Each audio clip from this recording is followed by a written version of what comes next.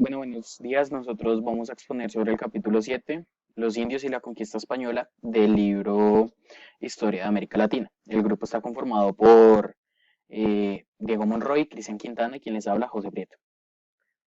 Em, América, hasta la invasión de los hombres blancos de Europa, era un mundo completamente apartado, del cual estuvo aislado y fuera de toda influencia del resto del mundo. Conservaba su propia cultura, su ideología política y todos los factores que caracterizaban la historia prehispánica. Entre sus características de esta América estaban la ayuda mutua, el trabajo colectivo, la reciprocidad y los intercambios. Fieles a sus creencias religiosas, llevaban una vida pues hecha a su manera. Al momento de la llegada de los españoles, la reacción de los nativos fue muy variada, puesto que se dieron tanto alianzas enmarcadas en el falso pacifismo hasta las hostilidades frecuentes. Estas consecuencias para las comunidades indígenas se dividen en cuatro, las cuales se dieron en los imperios Inca y Azteca, tanto en los territorios de Perú como en México, respectivamente. En primer lugar está el trauma de la conquista. Las comunidades reaccionaron a la llegada de los españoles con un aire de estupefacción, sorprendidos, ya que se veían completamente diferentes a ellos. Sus armas, trajes y objetos les hicieron pensar que eran los Viracoa o los hijos de lo divino. Por tanto, fue tomado como un acto de los dioses que los envió de regreso a la tierra. Es por esto que la victoria de la corona española en gran medida fue por el hecho de que los indígenas vieron en ellos la representación o la encarnación de un ente divino. Por otra parte, las divisiones de carácter étnicas y políticas del entramado indígena, en donde están situados estos imperios, habían sido unificados a través de conquistas que marcaron de alguna forma un sentimiento de opresión que creían que podían librarse al aliarse con facciones del ejército español. Eh, Posteriormente, hay la segunda etapa, es una etapa que se conoce como la desestructuración.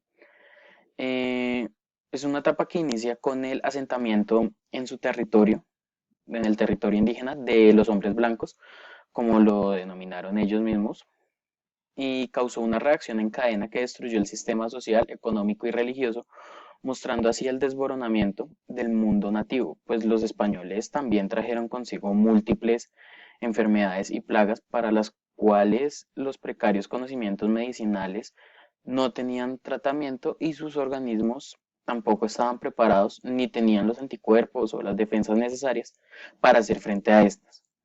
Fuera de esta causa, los indígenas también mermaban su población por la explotación laboral, guerras, suicidios y abortos, que en definitiva redujo en gran porcentaje la población. En el libro narra que la población de los indios en la isla La Española fueron arrasados prácticamente hasta la extinción. Por otro lado, en la meseta mexicana, la población se redujo en un 90%. En la investigación de Cook y Boram muestran cómo a- al pasar los años fue disminuyendo continuamente la población. Decía que en 1519 habían 25 millones de indígenas, en 1532 habían 16 millones, en 1548 6 millones, en 1568 2 millones y por último en 1580 ya eran menos de 2 millones.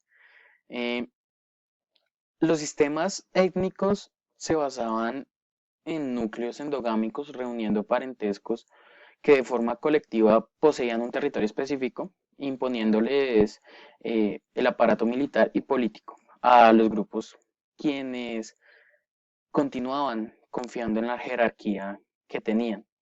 Más tarde, la posterior captura y asesinato de uno de estos señores, que es Atahualpa, hizo que colapsaran las estructuras, facilitando a los españoles la imposición de nuevos métodos de tributación a través de la economía de mercado y la monetización de la economía. Asimismo, impusieron las transacciones injustas, que eran abusivas, y las obligaciones que en su mayoría eran impuestas hacia los indígenas. Las tierras del Perú fueron tomadas por los españoles y los indígenas fueron marginados a tierras baldías, donde básicamente su supervivencia se basaba en el intercambio de bienes como la lana y el algodón. Con el desarrollo de los tributos de plata, incrementó la explotación del metal para ser pagados. Los indígenas trabajaban en la minería y otros en sectores como transporte de materiales y construcción.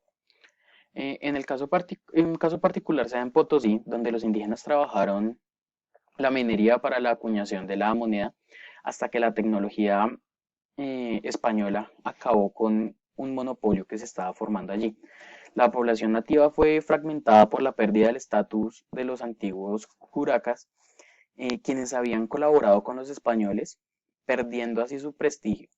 Y por otra parte, tenemos la división de la población, por donde en un lado tenemos a quienes pagaban tributos y en el otro a quienes no lo hacían, que los llamaban anturunas y ayacanes, respectivamente. Eh, los cultos locales de los indios o indígenas pasaron a realizarse de forma relativamente ilícita. Sin embargo, tuvieron que abandonar fiestas principales y todas las prácticas que a juicio español resultaban desagradables, puntualizando en los sacrificios humanos. Esto dio paso a la persecución de sacerdotes y a la destrucción de templos indígenas, dando como resultado un cambio drástico en el transcurso de la vida normal o de la vida diaria.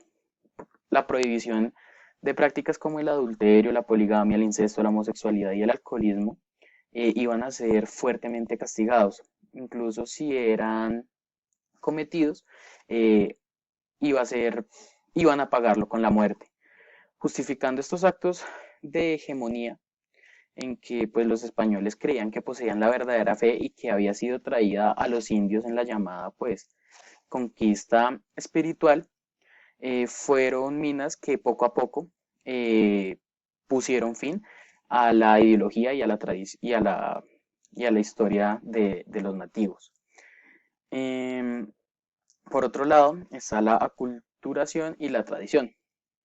El contraste en la rápida aculturación social de los diversos señores y el mantenimiento de las tradiciones de los plebeyos, los curacas o señores, estos pues aprendieron a escribir y hablar español mientras se continuaba con la utilización de las lenguas nativas.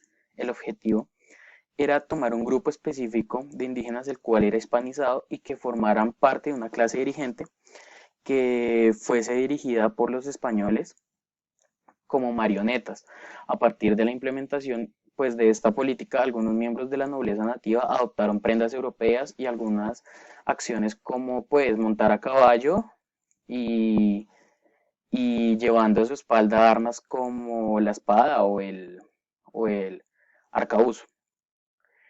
Por otra parte, también se rompieron de forma radical los modelos de asentamiento indígena, imponiendo por la fuerza el modelo español de vivienda en aldeas donde las calles se organizaban en forma de red, teniendo como núcleo la plaza que era rodeada por la iglesia, la residencia del cabildo, la prisión y el patíbulo, que era donde se realizaban las ejecuciones. En la parte de la economía se dio un avance gracias a las importaciones de productos de origen español y que vino acompañada de la implementación de la ganadería, cultivos de manzana, higo, coles, etc.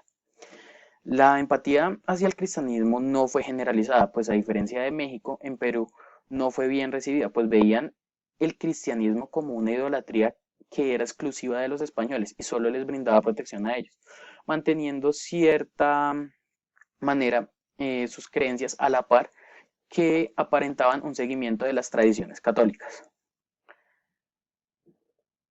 El otro punto es revuelta y resistencia. Los indígenas vaticinaban el fin de la conquista de la corona, por lo que comenzaron un plan de revueltas donde indígenas de México, Perú y Chile entraron en rebelión resistiendo e impidiendo a cualquier forma el ingreso de los españoles a sus territorios.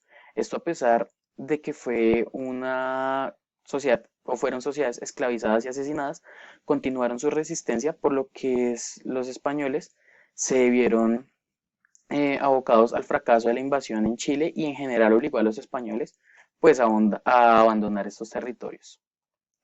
Muchas gracias, pues básicamente la bibliografía fue del mismo libro y esto fue todo.